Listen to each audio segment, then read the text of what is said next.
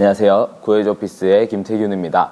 지난 영상에서 저희가 지식산업센터를 취득할 때의 방법 3가지 분양, 전매, 매매에 대해서 알아보는 시간을 가져보았습니다.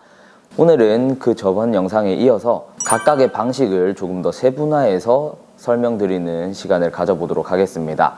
각각의 순서나 팁, 주의할 점 등을 한번 알아보는 시간을 가져보겠습니다. 첫 번째, 지식산업센터 분양입니다. 분양은 특별한 자격은 필요 없습니다. 분양을 위한 첫 번째 단계는 바로 입주예약서 제출입니다.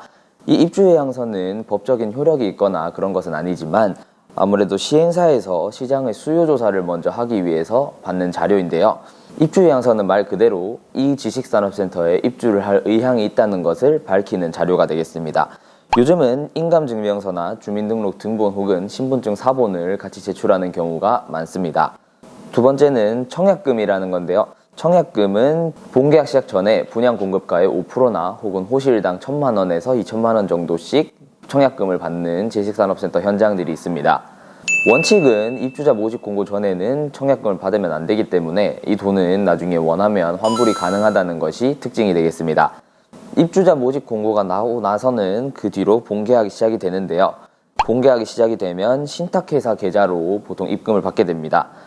이때 입금을 하실 때 계좌가 신탁계좌가 맞는지 확인을 한번 하시는 것이 중요하겠고요. 신탁계좌 계좌로 건물분에 대한 부가세가 포함된 10%를 송금하게 되면 계약서를 작성할 수 있게 됩니다. 계약서를 작성하고 계약이 완료되고 나면 중도금 대출 자서라는 것을 진행하게 됩니다. 중도금 대출을 위해서 서류 등에 사인을 하는 것을 중도금 대출 자서라고 하는데요. 지식산업센터 분양을 하게 되면 항상 중도금은 무이자 대출로 진행을 하게 됩니다. 중도금 자서까지 하고 나면 이제 공사가 계속 진행이 되고 마지막에 이제 입주를 할 시기가 다가오게 되는데요. 준공 시기가 가까워져 오면 입주 안내문이라는 것이 각 수분양자들에게 발송이 되게 됩니다. 입주 안내문에서 가장 눈여겨봐야 할 것은 바로 입주 지정 기간이고요. 잔금 마지막 날까지 잔금을 치르지 못한다면 면체료가 발생하게 되니 이 점도 유의하시면 되겠습니다. 잔금대출은행은 보통 시행사와 제휴를 맺거나 같이 협약한 은행들로 몇몇 지정이 되어 있는데 꼭 그 은행에서 받지 않으셔도 되니까 수분양자께서 마음에 드는 은행 아무데나 가서 진행을 하셔도 상관없습니다. 잔금을 납부하고 선수관리비를 납부한 다음은 이제 사무실 키를 수령할 수 있고 그 후에 인테리어가 가능하겠습니다. 다음은 전매에 대해서 알아보겠습니다. 전매는 분양권 매매 계약서를 먼저 작성을 하는 것이 첫 번째 순서가 되겠습니다.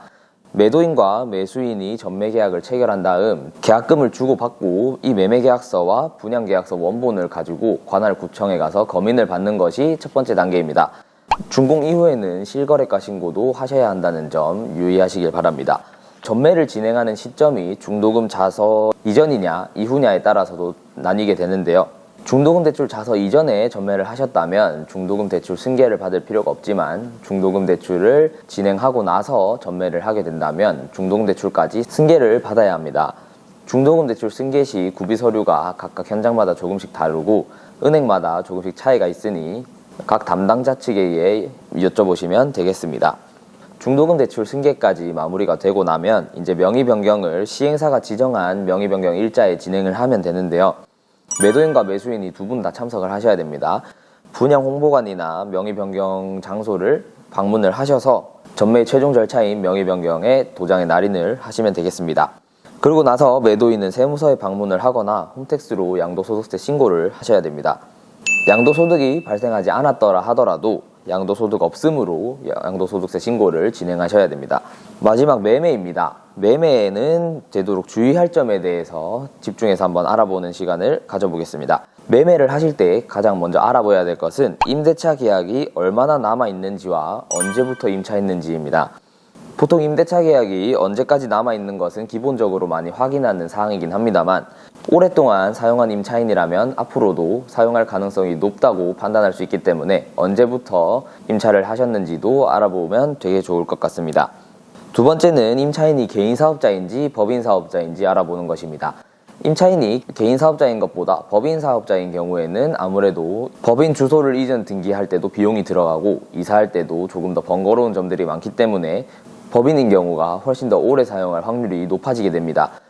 밀린 월세가 없는지도 확인하는 것이 굉장히 중요한데요. 개인 사업자거나 영세 사업자인 경우에는 월세가 밀려있는 경우도 있고 종종 깜빡하는 경우도 있기 때문에 월세가 밀려있지 않는지 확인을 해보시는 것이 중요합니다. 지식산업센터 매매를 할 때 절차를 한번 간단하게 설명드리겠습니다. 우선 어떤 호실을 매매할 것인지 정하는 것이 가장 중요하겠고요. 그 후 대출을 받는데 문제가 없는지 가심사를 한번 받아봅니다. 그리고 문제가 없으면 계약금을 치르고 계약서를 작성을 한 다음 위 계약서를 바탕으로 사업자 등록증을 신청하면 됩니다. 사업자 등록증이 발급이 되고 나면 계약서와 사업자 등록증을 가지고 은행에 보내서 대출 자설을 실제로 진행을 하면 되고요. 그리고 잔금일에 맞추어서 은행 대출을 실행하고 등기를 마치면 매매 절차가 모두 마무리가 됩니다. 매매를 할 때 포괄양도 양수 계약이라는 것이 있는데요. 지식산업센터를 매수하고 잔금을 치룰 때 매수인과 매도인은 건물분에 대한 부가세와 세금 계산서를 주고받게 됩니다. 포괄양도 양수 계약을 이용하면 이 번거로움을 줄일 수 있는데요. 포괄양도 양수 계약이란 전 사업자의 사업에 관한 모든 인적, 물적 권리와 의무 및 임대사업까지 전체적으로 양도받는 계약을 말합니다. 그렇지만 이 포괄양도 양수 계약은 매도인과 매수인 모두 사업자 등록증상 업종이 같을 때, 매도인이 포괄양도 양수 후 사업자 등록증을 폐업할 수 있을 때, 그리고 과세사업자 간 거래에서만 가능합니다. 둘 중 한쪽이 면세사업자라면 포괄양도양수 계약은 진행할 수 없게 됩니다. 이 포괄양도양수 계약을 할 때 주의할 점은 계약서 상에 포괄양도양수 계약임이라는 표기를 하셔야 되고요. 양도인은 잔금일 이전에 폐업하지 않고 사업자 등록증을 유지하셔야 됩니다. 그리고 양도인의 세금 완납 여부도 확인을 하셔야 됩니다.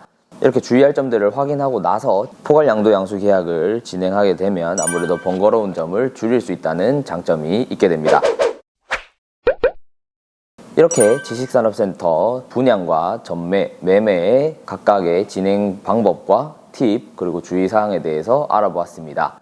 지난 영상에 이어서 조금 더 세분화한 영상을 한번 만들어 보면 좋겠다라는 생각에 이번 영상을 제작하게 되었고요.